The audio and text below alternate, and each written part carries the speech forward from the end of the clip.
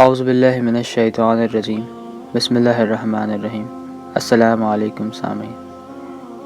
حضور اکرم رسول خدا محمد مصطفیٰ صلی اللہ علیہ وآلہ وسلم اپنے اصحاب کے ساتھ بیٹھے ہوئے تھے کہ ان میں سے ایک صحابی نے پوچھا کہ اے رسول، کیا آنے والے زمانے کے لوگ آپ کی زیارت کر پائیں گے؟ تو حضور خدا صلی اللہ علیہ وآلہ وسلم نے فرمایا کہ روز محشر سب میری زیارت کر پائیں گے، لیکن یہ 3 افراد میری کبھی زیارت نہیں کر پائیں گے۔ اصحاب نے پوچھا وہ کون لوگ ہوں گے؟ حضور صلی اللہ علیہ وآلہ وسلم نے فرمایا پہلے وہ لوگ جو آ کے والدین ہوں گے، یعنی جنہیں والدین نے اپنے سے دور کر دیا ہوگا۔ دوسرے وہ لوگ جو شراب پیتے ہوں گے۔ تیسرے وہ لوگ جو میرا نام سن کر بھی درود نہ پڑھتے ہوں گے۔ یہ وہ لوگ ہیں جو مجھے کبھی بھی دیکھ نہیں پائیں گے۔